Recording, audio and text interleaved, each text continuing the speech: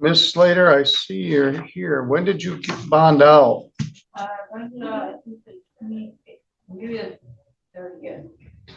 Okay, good.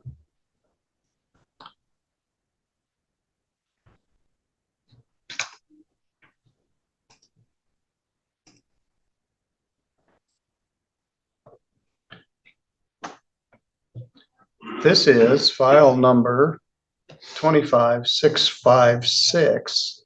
People versus Jose Natividad Lazaro Espinola. That's you, sir? Yes, sir. It's alleged that on or about March 23rd that you assaulted someone you had a dating relationship with, Abigail Butts. That is a misdemeanor punishable by up to 93 days in jail and a fine of up to $500. Do you understand the charge? Yes, sir. Apparently the prosecutor is recommending that I place you on the deferred domestic assault deferral. And what that entails is a probation. And if you successfully complete the probation, the charge would be removed as a public record of conviction and it wouldn't carry a firearm restriction. Do you understand? Yes, sir. Anybody threaten you to get you to plead to this charge? No, sir. Or promise you anything? No, sir. All right, well, you were in here when I went through the advice of rights here a few minutes ago. Do you understand you have those same rights? Yes, sir.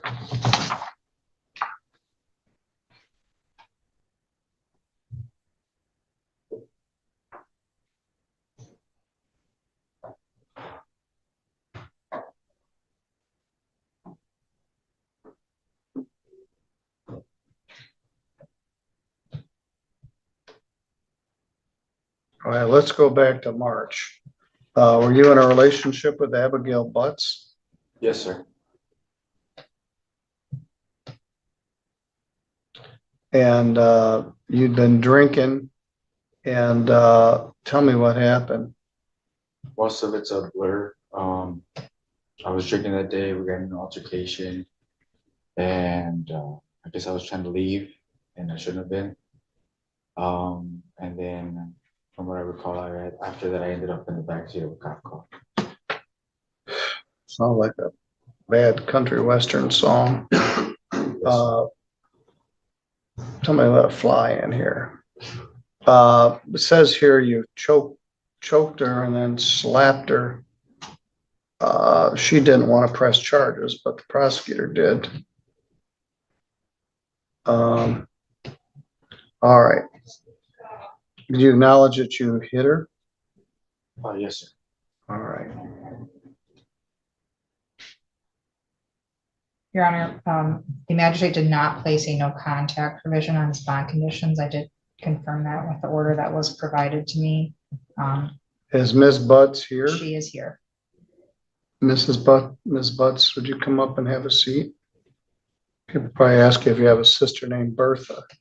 She doesn't sit here. Yes, please. One of the Butts sisters. All right, you were with Jose on this day? Yes, sir. And you understand how this works?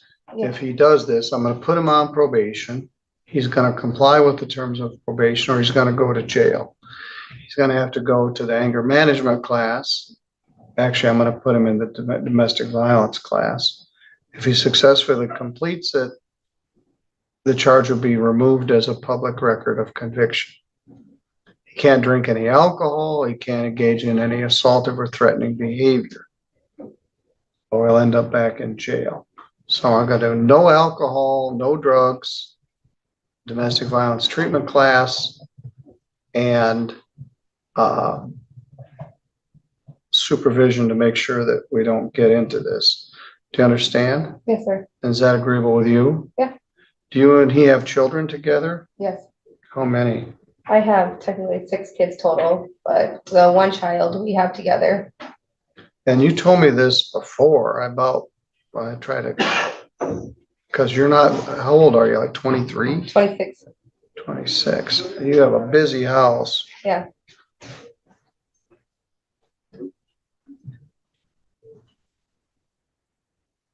Well, Ms. Harden, I don't see any reason why I can't go right to sentence here. Prosecutors made the offer, the complaining witness is here. The law requires as a rule that I adjourn these for 10 days to allow input from the complaining witness. In this case, the complaining witness is here. Excuse me, I gotta find a domestic violence judgment. So.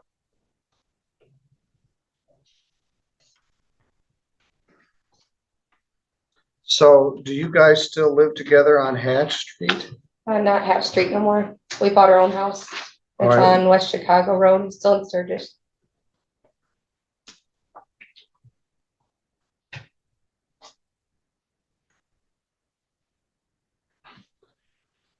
Where do you work, sir?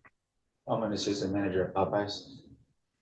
And you told me that too, which is where? In Sturgis. I didn't realize there was a Popeyes in Sturgis. Some people swear by Popeyes.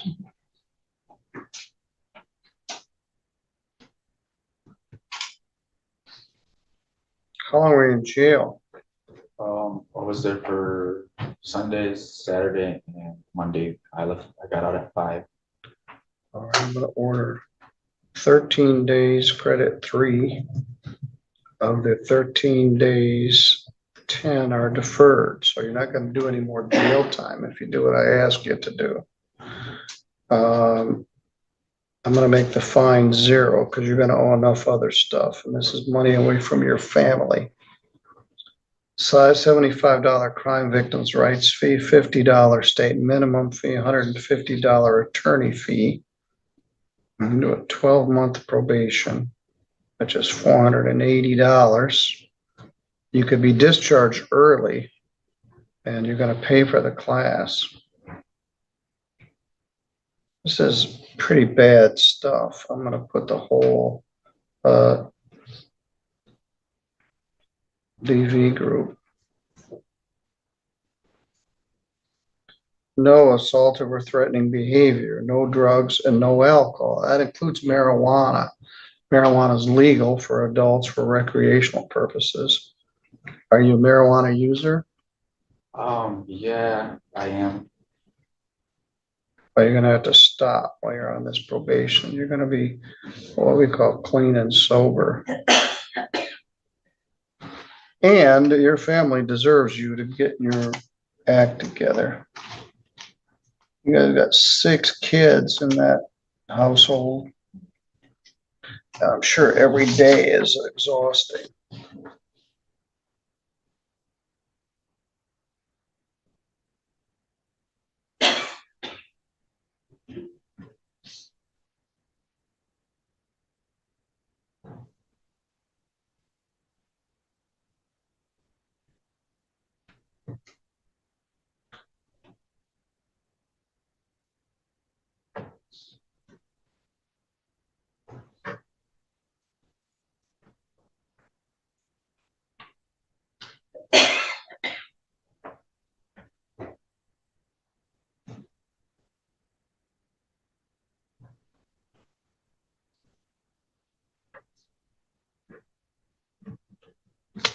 All right, why don't you take this form downstairs to the probation department.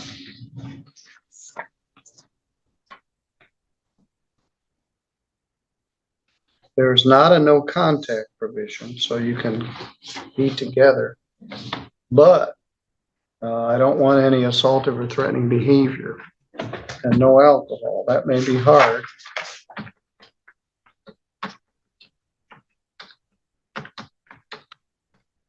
But it's all for everybody's.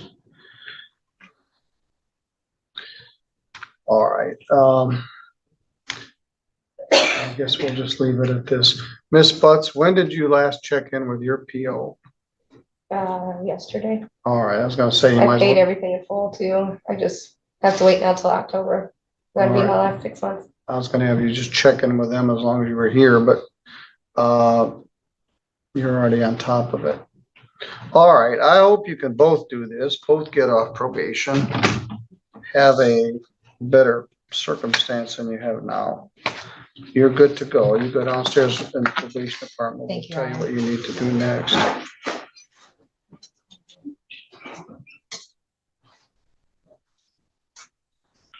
Mr. Workman, let's do yours, and then we'll take a break, and I'll take these files out.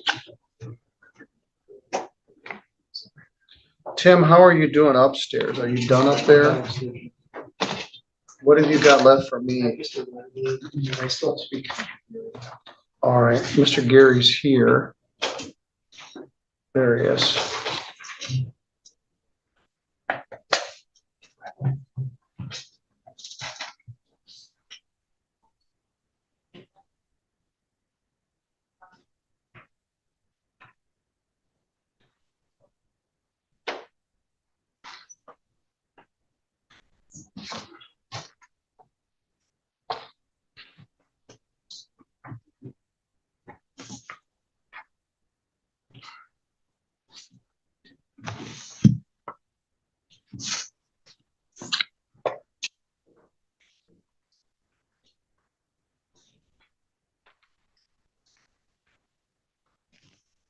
Well, what did I do with that file? Did you give me the, oh, here it is. I have it.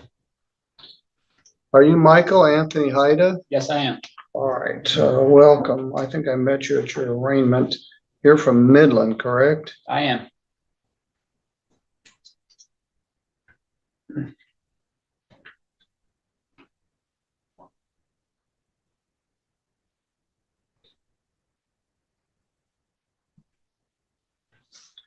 You got arrested here in St. Joseph County on July 12th for operating while intoxicated. Yes, Your Honor. Let's find that one.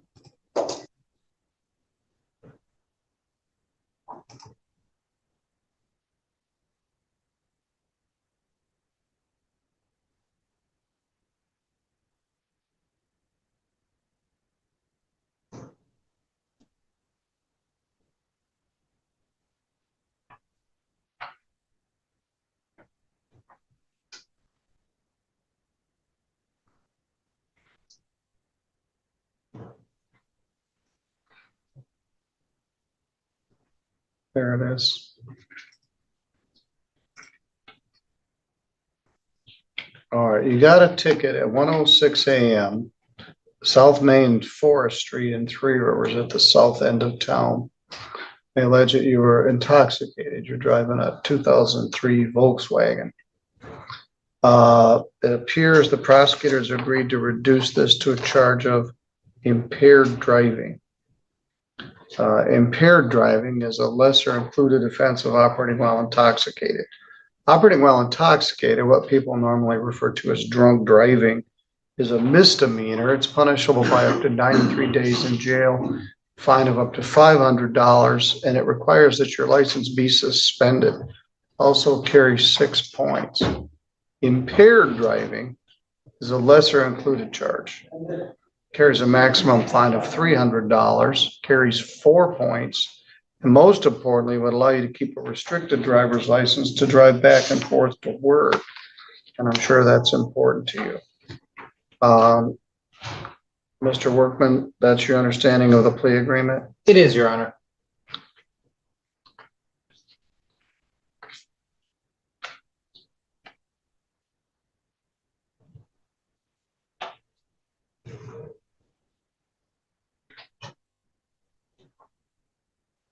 Were you driving a car about 1 o'clock in the morning on July 12th? Yes, Your Honor. Where were you going? I was going to the hotel after my friend's wedding. All right. Where was the wedding reception? The wedding reception was in Marcellus. Yeah, at a small wedding venue. All right. You must have got lost. Where was the hotel? The hotel, I believe, was in Three Rivers.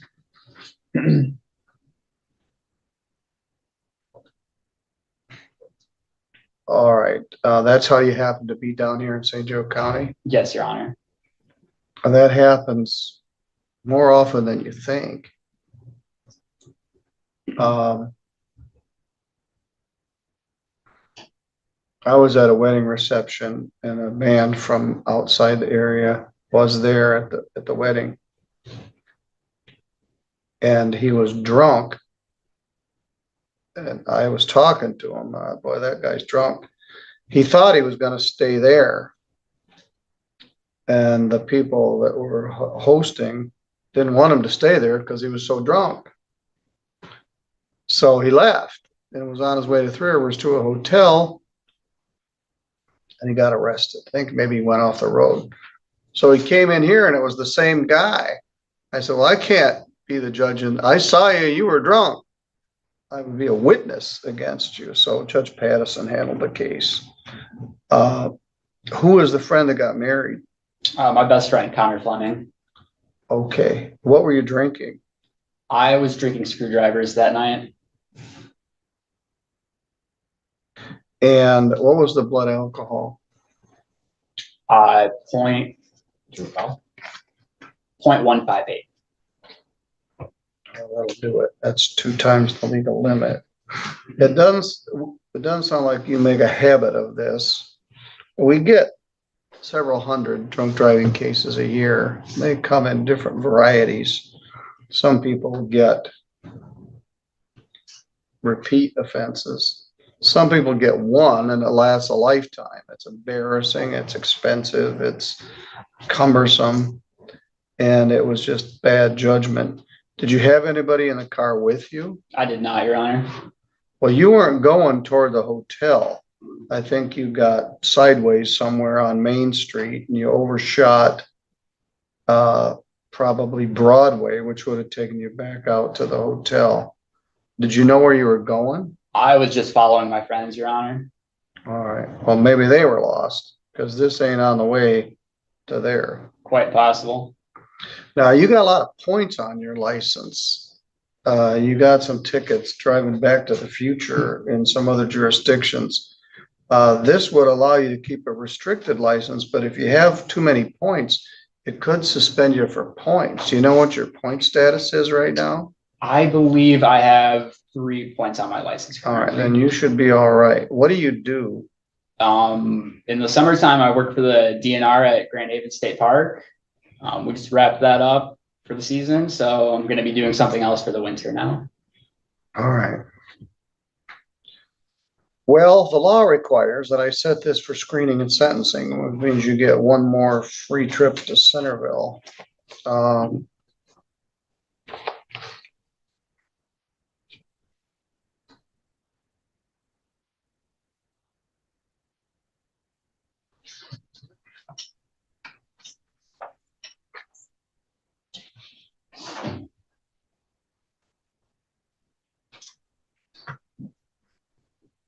There's a barn out there off M40 near Marcellus, which is a very nice venue. Is that where this was? It was a barn venue, yes.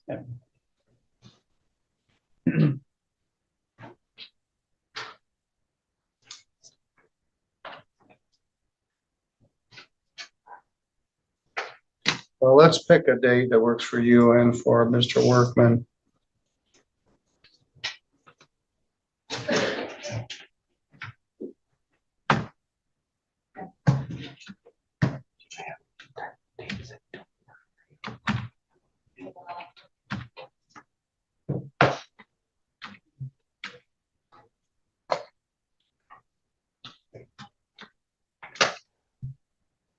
Oops.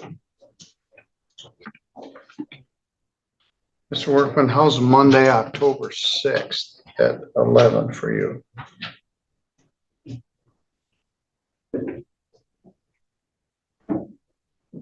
And what time did you say that would be? 11 a.m. I'm showing, I have a sentencing in Kalamazoo at 8:30 a.m. So you should be able to make it here by then? Yeah. All right, I hope so. As the construction doesn't start back up.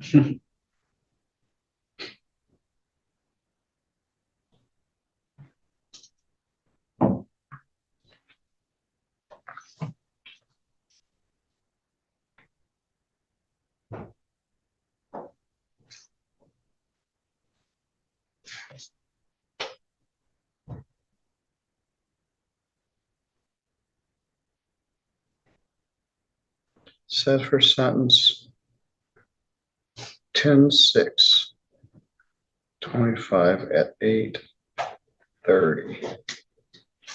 All right, sir, I think this might be the kind of thing that this might last you a lifetime. You came for the wedding, you came for your arraignment, you came for the pretrial, and you're gonna come for the sentence. It's about almost 4 hours from here to Midland. But we'll have one more date, October 6th. I want you to take this out to the counter and I'll give you a time and date to come in for your screening and sentencing.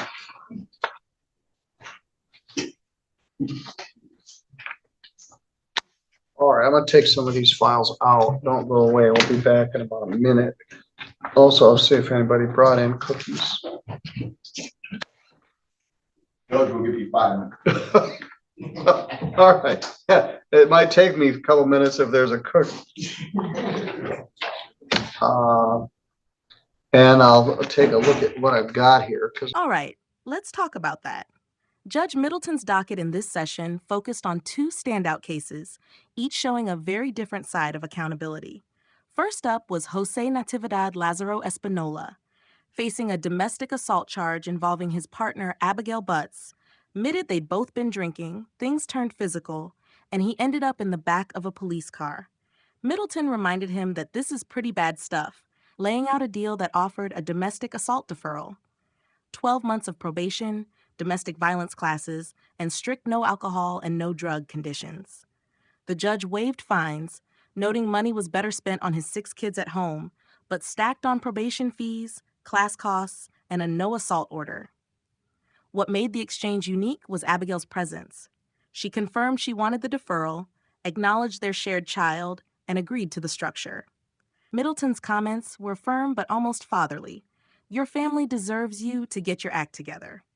It was one of those moments where the judge drew a clear line, no excuses, no wiggle room, but left space for redemption. Then came Michael Anthony Heyda, who pled down an OWI to impaired driving. He'd been re-rivers after a friend's wedding, driving a 2003 Volkswagen with a BAC of .158, twice the legal limit. Heyda admitted to drinking screwdrivers, said he was following friends to a hotel, and wound up lost on Main Street. Middleton didn't let the geography slide, pointing out he was heading the wrong direction entirely, but he kept the tone light with some humor about barn wedding venues and construction detours. Still, he underscored the seriousness. It doesn't sound like you make a habit of this. Some people get one and it lasts a lifetime. It's embarrassing, it's expensive, it's cumbersome, and it was just bad judgment.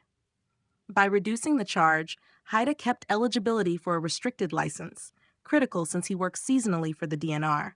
But the judge set sentencing for October with a reminder that this was the kind of mistake that could haunt him forever.